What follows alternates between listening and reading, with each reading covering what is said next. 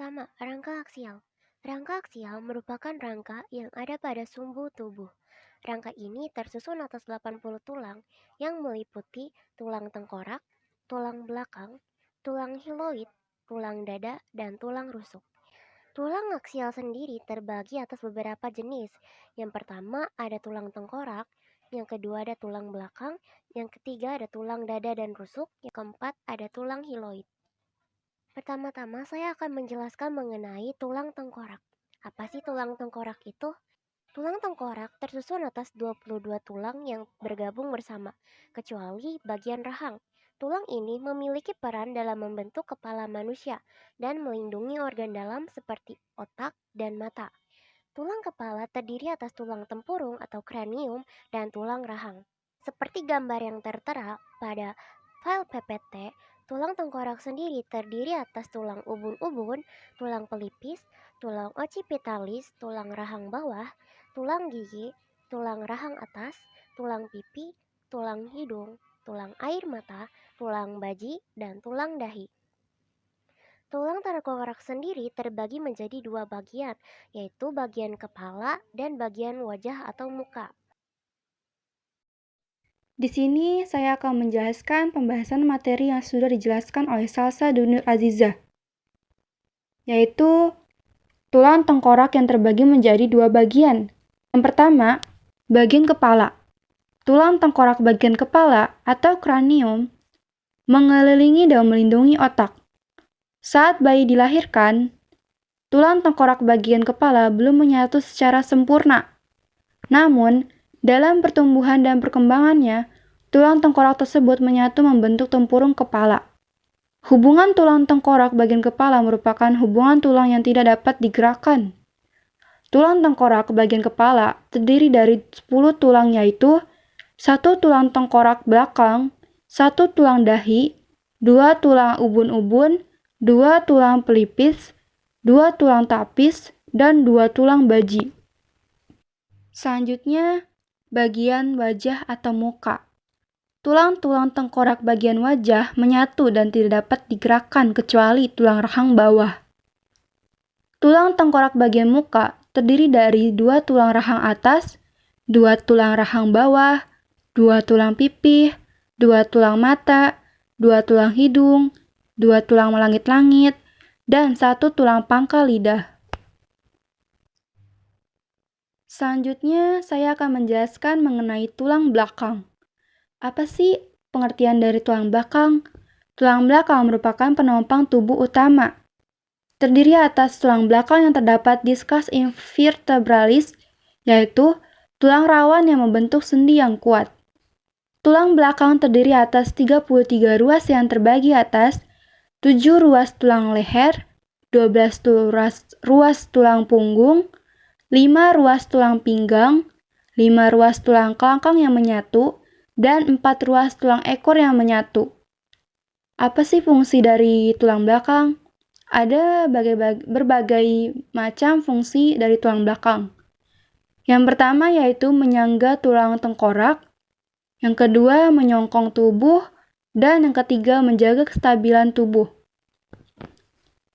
Untuk mengetahui seperti apa gambar tulang belakang, di PPT yang sudah saya buatkan, sini ada terdapat gambar tulang belakang.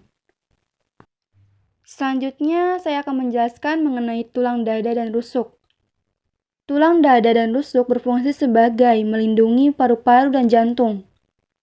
Tulang dada berbentuk pipi dan melebar. Tulang rusuk bagian belakang berhubungan dengan ruas-ruas belakang melalui persendian. Perhubungan tersebut kemungkinan tulang rusuk dapat bergerak kembang kepis sesuai dengan irama pernafasan. Tulang dada terdiri atas 3 bagian. Yang pertama yaitu bagian hulu atau tungkai. Yang kedua, bagian badan atau bagian tengah. Yang ketiga, bagian tajuk pedang atau terbuat dari tulang rawan. Tulang rusuk terdiri atas 3 jenis tulang, yaitu 7 pasang tulang rusuk sejati, 3 pasang tulang rusuk palsu, dan 2 pasang tulang rusuk melayang. Untuk gambarnya bisa dilihat di PowerPoint yang sudah saya buatkan. Di sini Ada keterangan beserta gambarnya. Selanjutnya, saya akan menjelaskan mengenai tulang hyoid. Apa sih pengertian tulang hyoid? Tulang hyoid merupakan tulang yang berbentuk seperti huruf U. Ada di antara raring dan mandibula. Hyoid berfungsi sebagai tempat pelengkatan beberapa otot mulut dan lidah. Untuk gambarnya bisa dilihat di PowerPoint yang sudah saya buatkan. Baik, saya akan melanjutkan yang telah dijelaskan oleh Anggi. Yang kedua, rangka apendikular. Rangka apendikular merupakan rangka tambahan yang menyusun alat gerak seperti tangan dan kaki. Bagian dari kerangka ini meliputi tulang gelang, tulang bahu, tulang panggul, dan tulang anggota gerak atas dan bawah. Pertama, tulang gelang bahu. Tulang gelang bahu dibagi lagi menjadi tulang selangka atau klavikula. Tulang ini berbentuk seperti huruf S, berhubungan dengan tulang lengan atas. Ujungnya yang satu berhubungan dengan tulang dada, sedangkan ujung lainnya berhubungan dengan tulang belikat. Yang kedua ada tulang belikat atau skapula. Berukuran besar, berbentuk segitiga dan pipih, terletak pada bagian belakang dari tulang rusuk.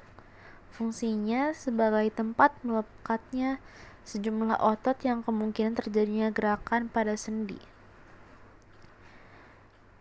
Lalu yang kedua ada tulang gelang panggul.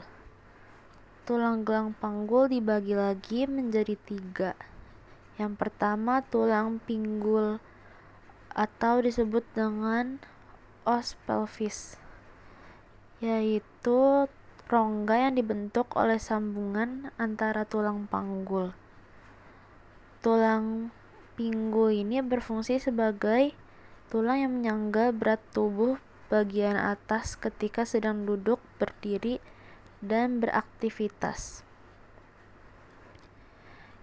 Yang kedua ada tulang duduk atau os ischium.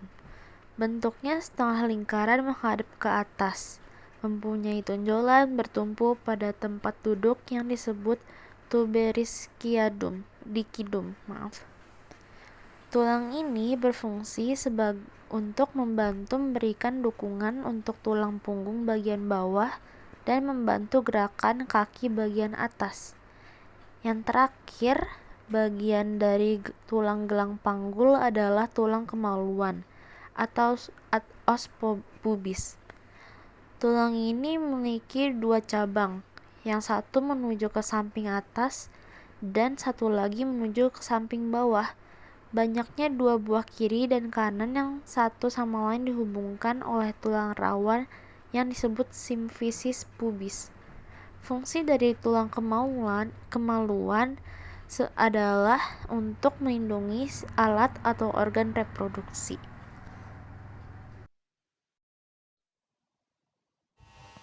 Tulang anggota gerak atas. A. Humerus atau tulang lengan atas, termasuk kelompok tulang panjang, ujung atasnya besar, halus, dan dikelilingi oleh tulang belikat. Fungsi pada bagian bawah memiliki 2 lekukan, yaitu tempat melekatnya tulang radius dan ulna. B. Radius dan ulna atau pengumpil dan hasta. Tulang ulna berukuran lebih besar dibandingkan radius dan melekat dengan kuat di humerus. Fungsi memungkinkan pergelangan tangan untuk memutar. C. Karpal atau pergelangan tangan, tersusun 8 tulang yang saling dihubungkan oleh ligamen. Fungsi menghubungkan telapak tangan dengan lengan bawah.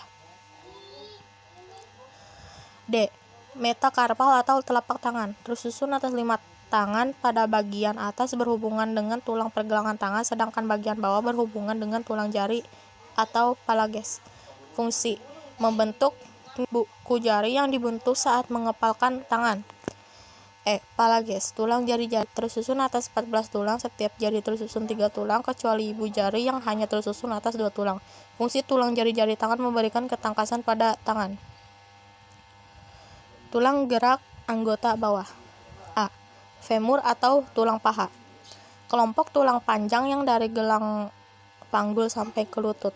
Fungsi menghubungkan tulang bagian pinggul dan lutut. B. tibia dan fibula atau tulang kering dan tulang betis. Bagian pangkal berhubungan dengan lutut, bagian ujung berhubungan dengan pergelangan kaki.